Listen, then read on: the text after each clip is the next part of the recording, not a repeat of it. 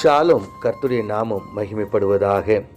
கர்த்தருக்குள் பிரியமானவர்களே, வேத வசனம் இப்படியாக சொல்லுகிறது, வருத்தப்பட்டு பாரம் சுமப்பவர்களே, நீங்கள் எல்லோரும் என்னிடத்தில் வாருங்கள், நான் உங்களுக்கு இளைப்பாறுதல் தருவேன்.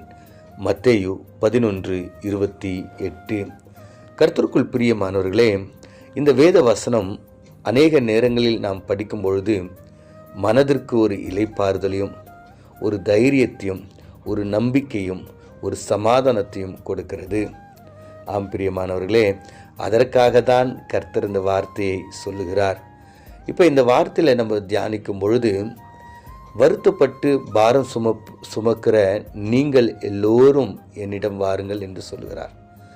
அதை நம்ம தியானித்து கொஞ்சம் ஆழமாய் நாம் பார்க்கும் பொழுது, யாரையோ ஒரு மனிதனை குறித்து அல்ல, இல்லை ஏதோ ஒரு சிறு குழுவை பார்த்து அல்ல, தேவன் இதை பொதுவாக எல்லாருக்கும் சொல்லுகிறார்.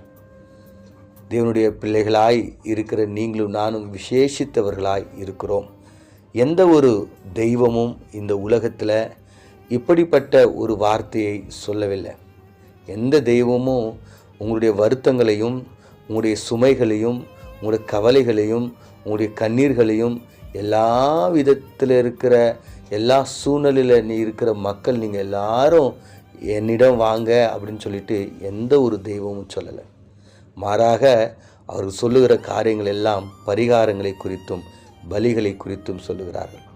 ஆனால் என்னுடைய இயேசு கிறிஸ்து மாத்திரமே சொல்லுகிறார், வருத்தப்பட்டு பாரம் சுமக்கிற நீங்கள் எல்லாரும் என்கிட்ட வாங்க, உங்களுடைய வருத்தத்தை என்கிட்ட கொடுங்க, உங்களுடைய கஷ்டத்தை என்கிட்ட கொடுங்க, உங்களுடைய சுமைகளை கொடுங்க என்று சொல்லுகிறார். ஒரு சில பொதுவான மொழிபெயர்ப்பில் பார்க்கும்பொழுது, சுமை சுமந்து செல்லுகின்ற, வருத்தப்பட்டு சுமை சுமக்கிற நீங்கள் எல்லோரும் என்னிடம் வாருங்கள் என்று வேத வசனம் சொல்லுகிறதாய் நாம் பார்க்க முடியும். அப்போ பாருங்க, தேவன் எவ்வளவு அழகாய் தன்னுடைய பிள்ளைகளை பார்த்து சொல்லுகிறார். என்னுடைய பிள்ளைங்க கஷ்டப்படுறாங்க. நிறைய பேர் கடன் சுமையினால், நிறைய பேர் பாவ சுமையினால், சரீரத்தில், குடும்பத்தில், எதிர்காலங்களில், நிகழ்காலங்களில், இப்படி அநேக விதத்தில் ஒவ்வொரு நாளும் கஷ்டத்தையும், கவலையும், கண்ணீரையும், வியாதியும், அநேக காரியங்களை சுமந்து கொண்டிருக்காங்க.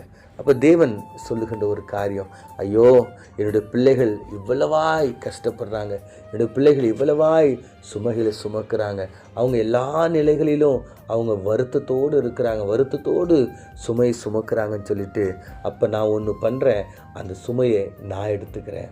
அதனால தான் ஆண்டவர் நம்முடைய பாவ சுமையை அவர் சிலுவையிலே சுமந்து தீர்த்தார். கர்த்தருக்குள் பிரியமானவர்களே, இன்று நீங்களும் நானும் இந்த வேத வசனத்தை தியானிக்கும் பொழுது தெரிந்து கொள்ள வேண்டிய ஒரு காரியம் என்னவென்றால், உங்களுடைய பாவ சுமை இருக்கா? உங்கள் சாப சுமை இருக்கா? இன்னும் நீங்கள் தேவன்கிட்ட அதை கொடுக்கலையா? கொடுத்துருங்க. அவர் உங்களுக்கு இளைப்பாறுதல் தருவார்.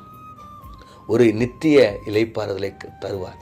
நிறைய பேருக்கு நிறைய பாவத்தினுடைய குற்ற உணர்வுகள், பாவத்தினுடைய சாபத்தை சுமந்து கொண்டிருக்கிறோம். ஆனால் தேவன் சொல்லுகிறார், அதெல்லாம் உங்களோட சுமக்கக்கூடாத ஒரு பாரமாக இருக்கிறது, அதை என்னிடம் கொடுத்து விடுங்கள், நான் சுமந்து உங்களுக்கு இளைப்பாறுதலை தருகிறேன் என்று. கர்த்தருக்குள் பிரியமானவர்களே, இந்த அதிகாலை நேரத்தில் நமக்கு இருக்கிற எல்லா பாரங்களையும் நம்ம கொடுத்து விடலாம். ஒரு சில நேரத்தில் குடும்ப பாரங்கள் இருக்கலாம், ஒரு சில நேரத்தில் வேலை பாரங்கள் இருக்கலாம், ஒரு சில நேரத்தில் ஆவிக்குரிய பாரங்கள், பாவ பாரங்கள், சாபங்கள், நிறைய காரியங்கள் இருக்கலாம். அவைகளை எதுவாக இருந்தாலும் ஆண்டவருடைய கைகளை நம்ம ஒப்பு கொடுத்து இளைப்பாறுதலை நாம் பெற்றுக்கொள்வோம். கண்களை மூடி நாம் ஜெபிப்போம். எங்களை அதிகமாய் நேசிக்கிற எங்கள் பரலோக தகப்பனே, நாங்கள் வாசித்து தியானித்த இந்த வேத வசனத்தின் பிரகாரம் ஆண்டவரே, எத்தனையோ ஆண்டுகளுக்கு கீழாக ஆண்டவரே நீங்கள் சொல்லியிருக்கிறீங்க, வருத்தப்பட்டு பாரம் சுமக்கிற என்னுடைய பிள்ளைகள் நீங்கள் எல்லாரும் என்கிட்ட வாங்க, உங்களுடைய பாரத்தை எனக்கு கொடுங்க, நான் உங்களுக்கு இளைப்பாறுதலை தருகிறேன் என்று சொல்லுங்க. உங்களுடைய பாவ பாரத்தை, உங்களுடைய சாப பாரத்தை என்கிட்ட கொடுங்க, நான் உங்களுக்கு இளைப்பாறுதல் தருகிறேன் என்று சொல்லி ஆண்டவரே, சிலுவையில் எங்களுக்காக ஆண்டவரே எங்களுடைய பாவங்களை சுமந்து தீர்த்து ஆண்டவரே எங்களுக்கு இளைப்பாறுதல் கொடுத்துருக்கிறீங்க. இன்னும் அநேக மக்கள் ஆண்டவரே இன்னமும் சுமந்து கொண்டு இருக்கிறாங்க. அவர்களும் ஆண்டவரே உம்முடைய சமூகத்தை நோக்கி பார்த்து ஆண்டவரே அவர்கள் உம்முடைய சமூகத்திலிருந்து இளைப்பாறுதலை பெற்றுக்கொள்ள தேவரீர் நீர் உதவி செய்யும்படியா மீட்பெரும் இரட்சகருமாகிய இயேசு மூலம் ஜெபிக்கிறோம் நல்ல பிதாவே, ஆமேன்.